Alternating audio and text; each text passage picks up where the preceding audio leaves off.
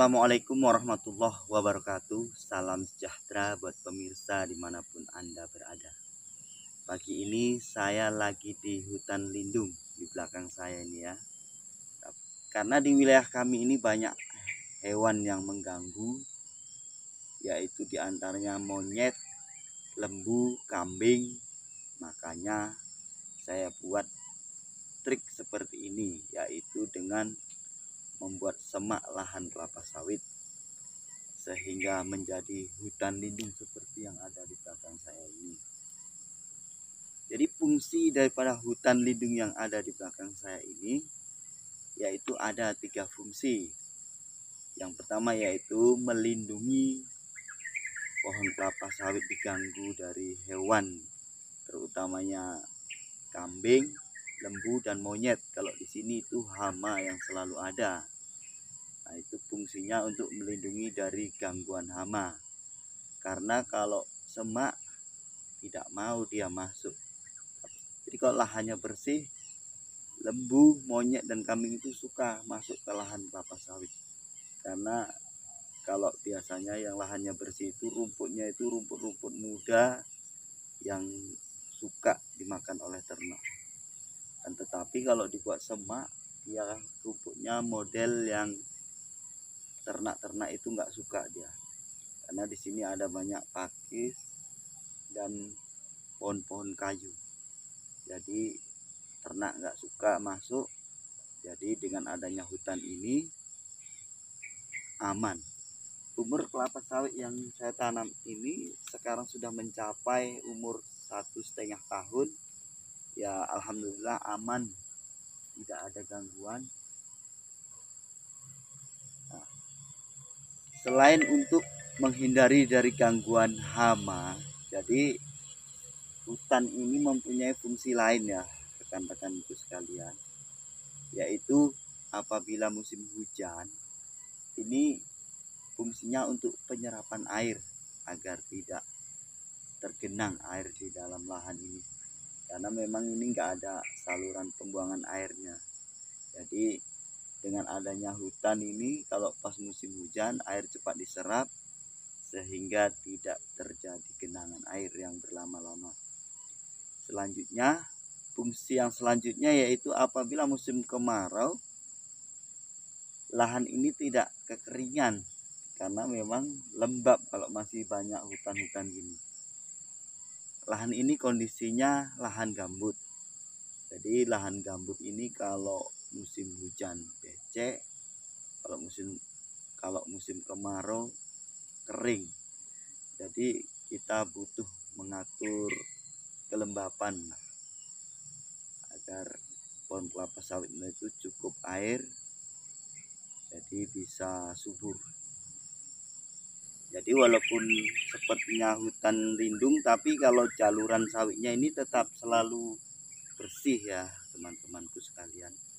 Kita adakan pembersihan lorongan untuk jaluran sawitnya aja itu berkala, memang harus bersih untuk barisan sawitnya. Tapi kalau di gawangannya itu memang hutan lindung. Bahkan umur sawit 1,5 tahun ini masih setinggi ini, itu tanaman-tanaman kayunya sudah lebih tinggi, lebih cepat dia pertumbuhannya. Tetapi memang itu sengaja saya buat karena tujuannya memang untuk melindungi tanaman sawit. Di samping itu pohon-pohon kayu ini memang bisa dimanfaatkan kayunya kan gitu. Jadi ini umur 1,5 tahun dah akan kita tebang kayunya. Nomor 1 untuk membersihkan lahan, yang nomor 2 memang kayunya mau kita manfaatkan. Lahan ini dulu bekas rambung ya rekan-rekan. Nah ini rekan-rekan, kalau kemarin ini kita sudah tebang ini kayunya ya, udah bersih. Lihat nih.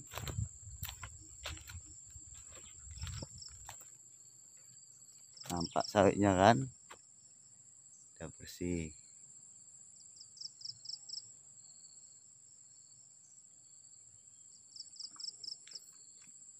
Jadi tinggal mupuk-mupuk aja ini karena udah umurnya udah cukup 1,5 tahun udah bisa dibersihkan.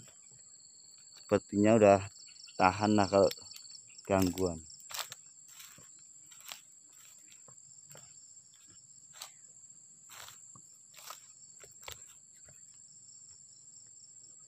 Jadi nanti, nah ini kan masih pagi ya, karena berhubung puasa kita kerjanya pagi aja.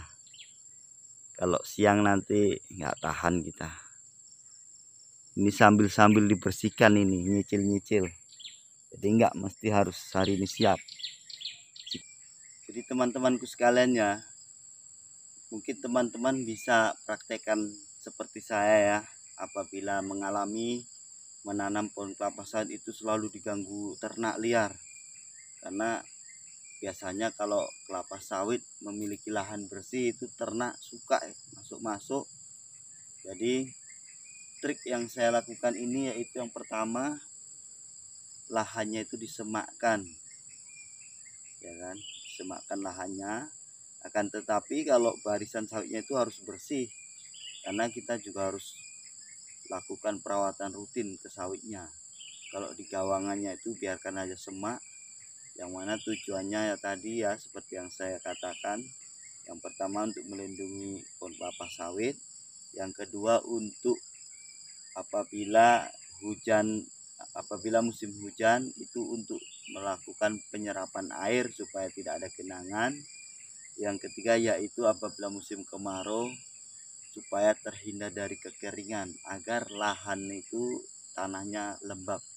Jadi pohon kelapa sawit ini kan butuh air. Jadi apabila airnya cukup, mudah-mudahan kelapa sawitnya itu subur. Jadi demikian teman-temanku sekalian, mudah-mudahan trik yang saya lakukan ini bisa bermanfaat buat teman-teman sekalian. Terus dukung channel ini agar cepat berkembang. Silahkan subscribe, komen, dan share kepada rekan-rekan yang lain agar teman-teman yang lain bisa mendapat informasi dari video ini. Terima kasih karena sudah menonton. Wassalamualaikum warahmatullahi wabarakatuh.